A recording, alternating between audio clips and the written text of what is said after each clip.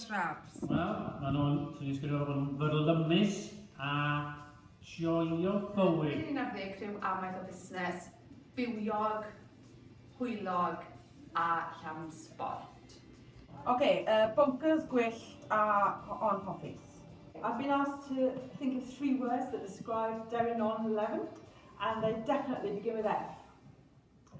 Friendly, funny, frustrating. Swnllyd, siaradus ac hoffus. Noisy, but fun and enjoyable. Hapus, cyfeillgar a direidus. Bys yn gwrando.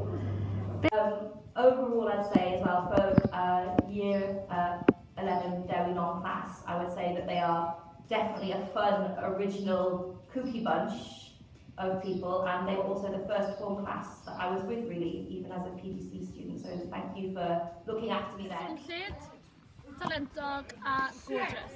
Reid, drygionus, siaradus a'n hoffus hefyd.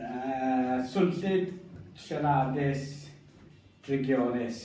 Yr un beth a'i athrawes gyfestri, really.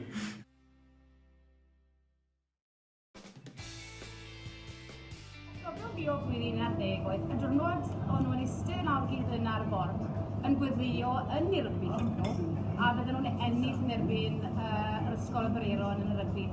A fe wnaethon nhw hefyd, so wnaeth y gweddio gweithio iddyn nhw.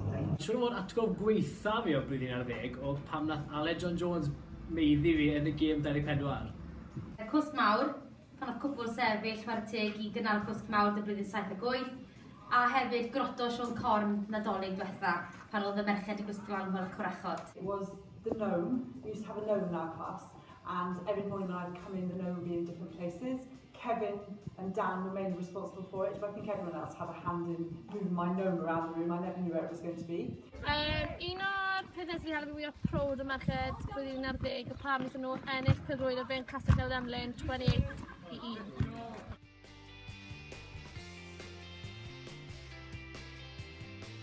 So hands down, it was Alex. Alex, you never did any homework. I never saw a word of homework. You promised me you'd do homework. You never did homework. Never any homework. Dwi wedi derbyn lot o esgusodion gyda nifer ohonyn am rai fi enwyn Shenkin Jones. Yn anodd iawn i fe sy'n ei gofyn yna, mae yna ormod yn y ffraw. Shenkin, Hebos, close second, Chris Bidolf, a Annie Marie. Wait, sorry Annie. Dim un o'n nhw'n gret iawn. Mae'r rhestr yn hir iawn. William Caron, Eisiau Williams Dean, Menna, Ivan Walters, Kevin Hazelgrave. I gyd yn wael iawn yn wneud beth gatre. Eisiau, beth ar amser? In my class, I have to say that goes to William. Well done, William. You were very consistent throughout the year. Shenkin Jones. Esgus gwahanol dy fe pob tro. Ni'n hwyr nôl o pêl-drod nithwr. Dad wedi mynd â fi dewis stars. Ni'n hwyr yn mynd i gwely, fi wedi blin o rhywbeth newydd trwy'r amser. Shenkin Jones. Wel, sa'n gallu enwi neb yn unigol, achos i fod yn hollol onest, chi'n cofio pecyn ac yn o'r tros yn y môr, yn credu oedd dosbarth cyfan mewn rhyw amser cinio, felly, bach o bawr. Wel, sy'n un o'n nhw'n gret iawn i fod yn hollol onest gyda gwaith cartre, ond sy'n ni'n goffo dewis un person, fi'n credu, sori, William Lewis, achos mae'r ffarm o stwrn yn gyda.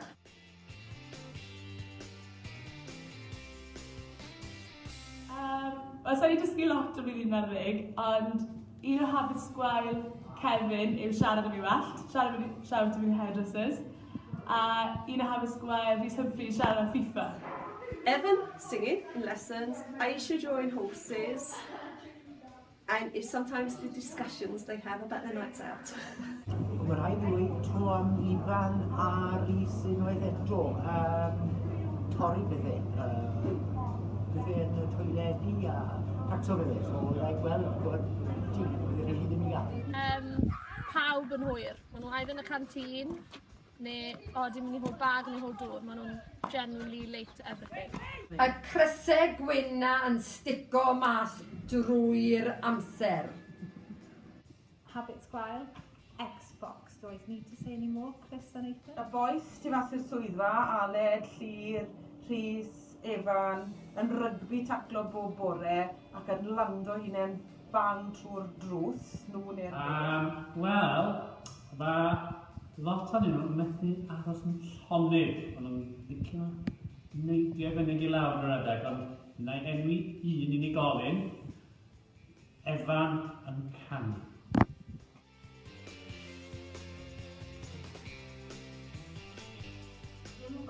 Dim gorfod atgoffa flwyddyn 11 ym mis Medi i orffen gwaith cwrs.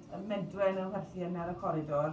Mae hwnna wedi codi halon ni ar sawl diwrnod a mae'n gret i glywed. Pan bydd Ifan Robertson a Rhys ddim ar gael bod nhw ar gosb i helpu fi grynhau rygwysiad yn mynd i'n agor o'r ysgol. Josh, because I need to have Josh to help me with my computer, with my videos, with my printer. Who's going to replace my printer cartridges? So I need Josh back really. Wel, eisiau yr help yn ystod y gwersi ymarferol. Dwi wedi cael 2 blynedd rhwydd iawn yn ystod y gwersi ymarferol. Maen nhw jyst i clapio bant a neud popeth cyn bod fi'n meddwl y beth i dechrau. Bydd hi'n dywel iawn hebddo nhw, yn ei fyny. Maen nhw bob tro yn barod i helpu, straeon difyr nhw, a mae Siegin yn arbennig o dda yn trafod pêl-drod yn y gwersi a cael sgwrs. Ysbryd ni wedi cael gyda nhw yn ystod y dydd, y banter, y blynydde wedi bod. O blwyddyn 7 lan i blwyddyn 11, a ni yn mynd i gweld eisiau nhw, achos maen nhw yn lytre, fawr y teg i nhw. Bydd y til lawr de. Ie, bydd y til lawr. Dim ond nhw ond o mewn yn cyfeithas? Ie. So ni yn mynd i wisio nhw, a na gyd wedwn ni yw pob lwc yn nhw, beth maen nhw'n meddwl wneud, a cadwch man gyda drigioni. Supply o bisgedi a fferins yn y gwersi ar ôl ysgol ar nos Fercher. Rwy'n i chaso ar ôl am gwaith, byddwn ni'n gweud. Sa'n gwybod beth dwi'n mynd i wneud yn hyn nawr. Fe'n gweld Josh Tyrrell yn cowboy hatau. A fyddai'n gweld cael y chat gyda'r boys. Bydd i'n bod pob bore am bod i rhywbeth, am bod i rygbi neu rhywbeth sy'n bod man dros y penwythnos.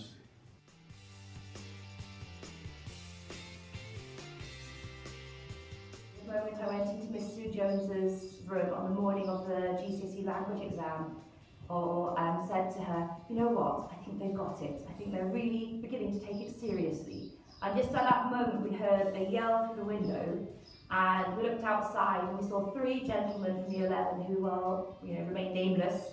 One of them on top of the green wheelie bin, the other 2 wheeling it around, chucking rubbish and what I'm imagining is old banana skins around at each other. In preparation for their exam, of course. But they did it with big smiles on their faces anyway. Atil doniol blwyddyn 10.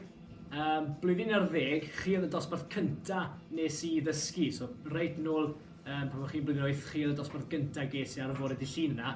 A fi'n credu ers hynny, nes i eistedd Nathan Driver a bwys Eleanor Griffiths. Dim achos bod nhw'n gweithio'n dar ei gilydd, jyst oherwydd bod fi'n lyco clywed Nathan yn gweud, Eleanor! Bob amser. Diwrnod o'r hir Evans yn gweud bod y Delis yn gofyn enw, a wedodd e Jeff. Felly, oedd yn Jeff dyn ni, Arni. Un atgof doniol safi o dechrau'r cwrs hanes lle o rhaid i Liam Newitt defnyddio tyllwr a ath ymlaen spel cyn bod e'n ffigro mas siw mae'n gweithio'r beth. And we had an inspection, and my classroom was across the road. And the inspection lesson was going pretty well. We had a nice old lady in the room watching everything like a hawk. And right in the middle of the room, in the middle of the lesson, Medwin shouted out, "Miss, can we have our sweets when she's gone?" And the woman looked at me like this, and I didn't know where to put myself. And Medwen just kind of said, "Well, are we?" So she didn't understand then. Wel, un atgof sydd yn aros yn y cof yw y weithgaredd na wnaethon ni wneud yn blwyddyn 7 adeg yn Nadolig, lle o'ch chi'n gofio creu siocled. A ni gyd yn cofio grŵp Aled, Thomas a Dylan a'i fideo creu siocled nhw. Un arall sy'n aros yn y cof yw Nathan ar gan Gol Iau. Ni ddim yn gofio hwnna. A wrth gwrs, y criw nath fynd i greu ffilm Hywel Dda.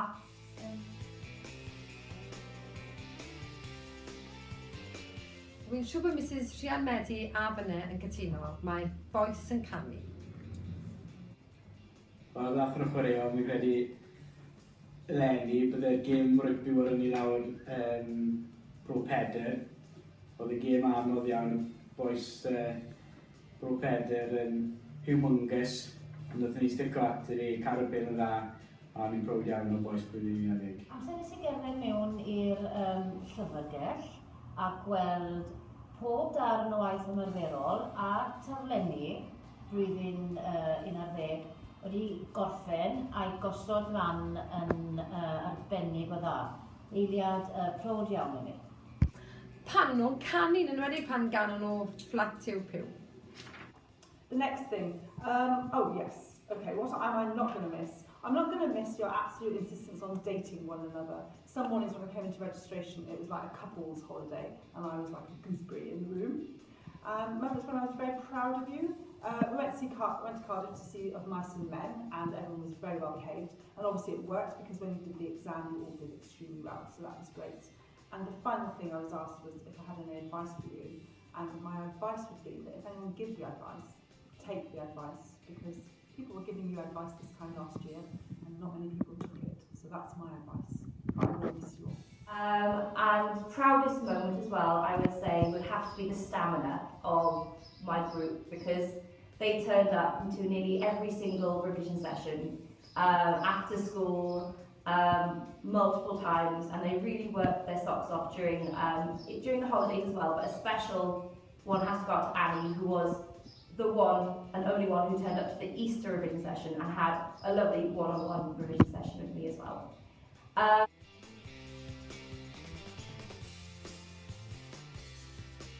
Cyngor sydd â fi chi blwyddyn 11 yw, peidiwch anghofio defnyddio'ch Cymraeg. Pob lwc. Best luck for the future. Whatever you decide to do, just remember, be happy. Okay? And I hope you're all the success you deserve. Chi blwyddyn 11, dymuno pob lwc a pob crwydineb i chi wedi i chi adael y sefydliad yma, a byddai'n colli y chats gyda ambell un o'n chi parthed defaid a amaethyddiaeth yn gyffredinol, ond pob hwyl i chi gyd. Probably in the run-up to exams, you couldn't wait to get out of school and you couldn't wait to get free of us at times. But I would say, believe it or not, you will probably miss the school and you will probably miss each other. So keep in touch with us, keep in touch with each other. Because I know in a few years you will wish you could see each other every day, I'm sure. Bwrda? O, pob lwc i chi! Blwyddyn 11, byddwn ni'n gweud, gwnewch y gorau a pob cyfle chi'n cael, a peidiwch anghofio eich greidiau. Peidiwch anghofio ni fan hyn yn ysgol Edrych, edrych yn ôl i fyny. O ie, pob lwc i pobl yn jac o chi. Byddai'n brod iawn o chi beth bynnag i chi'n neud. Just cofiwch newch eich gorau a cofiwch amdano ni. Bonjour à vous tous, j'espère que vous serez très heureuse dans votre futur. J'espère que vous trouverez des bons sujets à étudier au nouvel collège. Yn y dyfodol. Cymrwch pob cyfle a joiwch, okay? Mae amser yn mynd mor gyflym a byddwch chi'n edrych ar nôl ar eich amser ysgol a meddwl le ath yr amser. Hi, Year 11. Just want to say good luck with everything. It's been a pleasure working with you. I wish you all well and hope to see you in the future.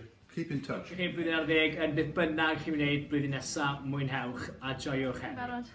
Pob lwc blwyddyn 11! Ie, pob lwc i chi! Ni fynd yn iso chi! Neis gael gwario chi! Blwyddyn 11, criw drama, allai weid y gorau wedi gael eriod, criw bach o chi, chi wedi cadw fi'n fusu, chi wedi troi Martin Wyn ar y degau, ond wi wedi mwynhau pob eiliad yn eich cwmni chi. Pob lwc i bob un ohonoch chi'n y dyfodol. Good luck, joiwch. Life moves pretty fast. If you don't watch out, you'll miss it. Gwnewch y gorau o bob cyfle gewch chi. There will be ups and downs yn bywyd, ond daliwch ati. Cadwch yn positif. Bob lwc i chi. Hwyl. Daliwch ati ganu?